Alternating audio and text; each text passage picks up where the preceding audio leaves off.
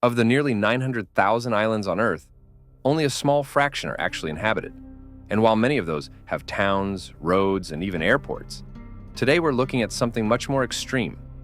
These are the tiniest slivers of land where people have somehow managed to carve out a home. From solitary lighthouses in stormy seas to miniature monasteries tucked away in pristine lakes, these islands are not just geographically small, they're living, breathing examples of how humans can adapt to just about anything. In this video, we're counting down the top 3 smallest inhabited islands, and you'll be surprised just how small inhabited can get. But before we dive into the top 3, there are a few islands that didn't quite make the final cut. Not because they're any less fascinating, but simply because the competition was that intense. These honorable mentions came dangerously close, and each one has a unique story that's too good not to share. Bishop Rock. At first glance, Bishop Rock looks like something out of a storybook. A single lighthouse perched atop a jagged sea stack in the middle of the ocean. And that's literally all there is. No yard, no trees, not even a patch of grass. Just stone, sea, and sky.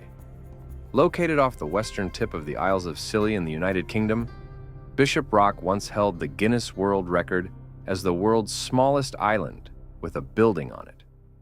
And for a time, it was even inhabited, but only just. For over a century, a rotation of lighthouse keepers braved some of the wildest conditions in the North Atlantic, living on this windswept rock in total isolation.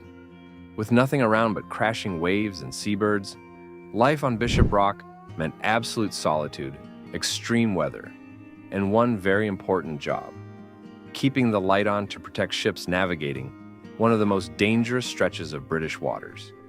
But in 1992, the light was fully automated, and the keepers left for good. Since then, no one has lived there permanently. And that's why it didn't make our top 3 list, even though it technically remains the smallest island in the world with a structure. What Bishop Rock lacks in livability, it makes up for in legacy. The lighthouse still stands today, rising dramatically from the sea, silently guiding ships like it has since the mid-1800s. Visvok Island, tucked away in the calm waters of the Krka River, is one of Croatia's most serene and spiritual spots.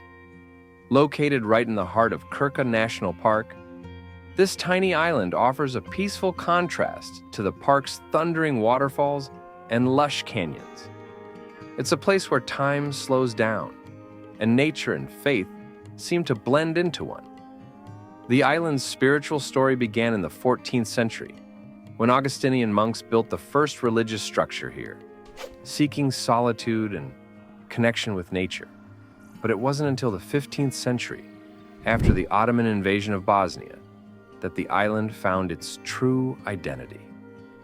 When Franciscan monks arrived, bringing with them traditions, knowledge, and an unshakable commitment to preserve this sacred site. The monastery, as it stands today, was mostly built in the 18th century, but much of its earlier architecture remains. Inside, there's a remarkable library filled with centuries-old manuscripts, rare books, and religious artifacts that tell the island's long and storied history. It's not just a religious site, it's a living museum, lovingly cared for by a small community of monks who still live there to this day. Laredo Island. Nestled in the serene waters of Lake Iseo, in Italy's picturesque Lombardy region, sits one of the most enchanting inhabited islands in the world. Laredo Island. Surrounded by the shimmering reflections of the Alps and framed by medieval towns clinging to the lake's edge, Laredo looks like it was pulled straight from the pages of a fairy tale. Though tiny in size, this island has centuries of history. Records suggest that people were living here as early as 1238, but its most iconic chapter began in the 15th century, when a community of Clarist nuns took residence and built a peaceful convent. The nuns lived in near isolation, drawn to the island's spiritual seclusion and natural beauty. Over time, Laredo passed through the hands of noble families and private collectors. In the early 20th century, a wealthy industrialist transformed the island into what it resembles today, adding a neo-Gothic castle, dramatic stone turrets, lighthouses, and a botanical garden featuring exotic trees and rare plants. It's like a miniature fortress floating in the middle of a lake.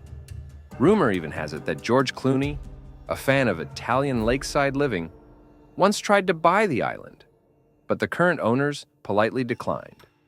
Instead, they've chosen to remain its only residence, preserving its magic and quiet privacy. Laredo is not open to the public. No ferries, no walking paths. Only those with a personal invitation can set foot on its shores. But even from a distance, its silhouette is captivating, a hidden gem resting in one of Europe's most scenic corners. A reminder that sometimes the most magical places are the hardest to reach, and maybe that's what keeps them so special.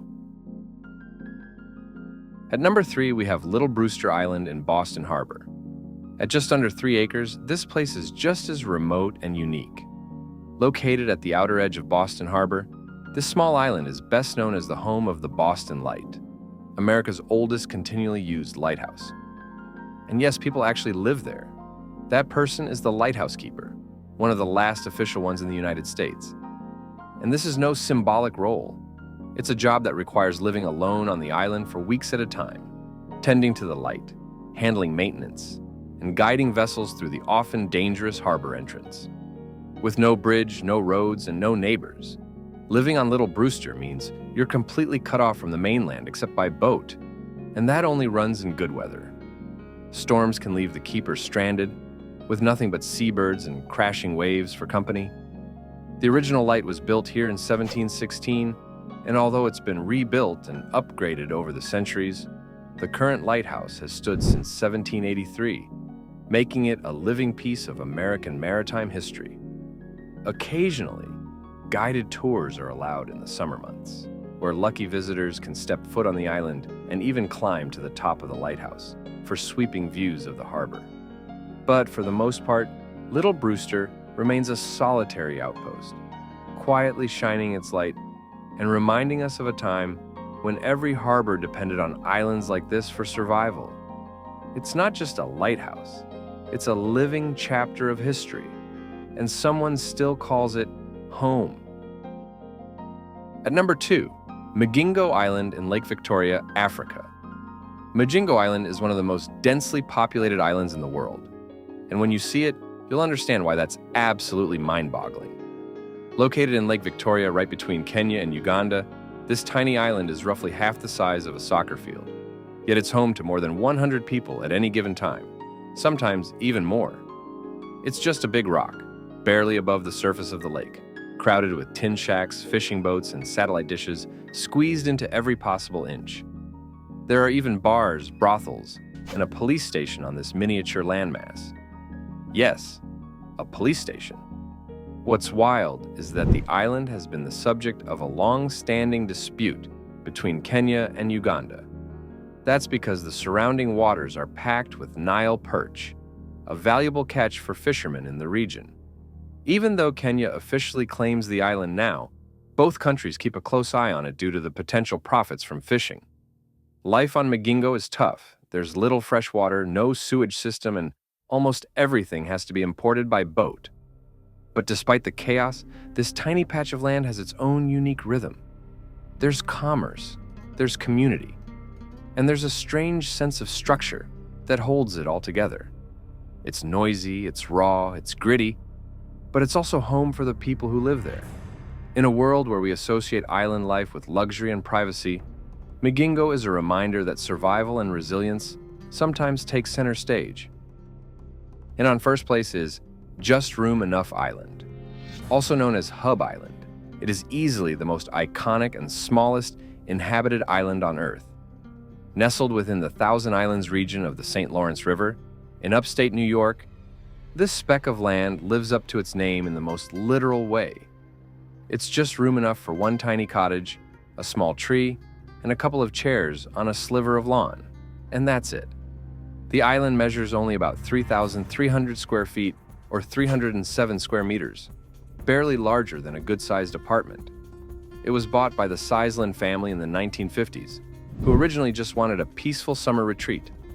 But when they built their charming white cottage on top of the exposed rock, they had no idea they were making global headlines. From certain angles, the house appears to be floating, barely separated from the river that surrounds it. With its white picket fence, single tree, and narrow wraparound patio, it looks like something from a storybook. There's no dock, no yard, and no room for expansion. Everything is scaled down, from the furniture to the flower pots. Because it has to be. But somehow this tiny private island has become a worldwide sensation. Tour boats regularly cruise by, snapping photos and pointing out the house that seems impossibly placed. And even though it's private property and not open to the public, it's become a symbol of minimalist living and architectural charm. Just room enough island might not be for everyone, especially if you like space to stretch out. But it proves that with a little creativity, even the smallest plot of land can become a one-of-a-kind home. In a way, it's the ultimate retreat. No neighbors, no noise, just your house and the water.